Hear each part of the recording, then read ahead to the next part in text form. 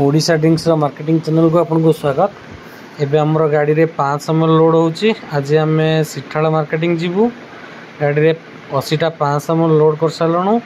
एबे हमर लिट्रिका लोड होबो। लिट्रिका भी आम मार्केटिंग पई 50टा लिट्रिका पकेबु। तापर पानी पाउच भी हमर अछि। पानी पाउच हम 30टा पानी पाउच गाड़ी रे पकेकरी मार्केटिंग पई बाहरी गलु। फास्ट आम गाँ पास करी सड़ांश आम गाँ पास करी आम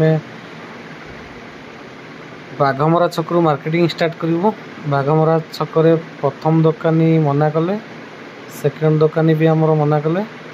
जस्ट आगू टिके गलापर गोटे दुकान पड़ा जोटा कि शुभलक्ष्मी वेराइटी स्टोर भाईना आम कमल पानी भी रखती।